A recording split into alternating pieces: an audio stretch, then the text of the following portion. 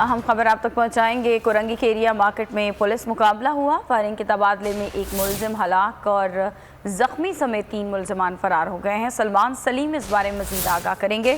सलमान, बताइएगा। जी बिल्कुल, देखिए कोरंगी के एरिया मार्केट में पुलिस मुकाबला हुआ है। फायरिंग के तबादले में एक मुलजिम हलाक, जबकि 3 मुलजिम जो है वो फरार होने में कामयाब हुए हैं। मुलजिमान बैंक लूटने की कोशिश कर रहे थे कि पुलिस को जो है वो मौके के ऊपर इतला दी गई और पुलिस जो है वो बैंक के ऊपर पहुंची, जबकि फायरिंग के तबादले में ये तमाम मामला जो है वो पेश आया। पुलिस के पहुंचने पर जो है वो मुलजिमान ने फायरिंग शुरू कर दी, जिसके बाद पुलिस की जवाबी फायरिंग से एक मुलजिम मौके के ऊपर हलाक हो गए, जबकि 3 मुलजिम जो है वो मौके से फरार हो गए।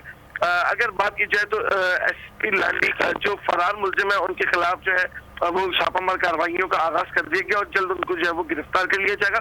ताहम बैंक में जो डकैती का मामला था उसको जो है वो पुलिस ने नाकाम बना दिया। जी, बहुत शुक्रिया आगाह करने के लिए।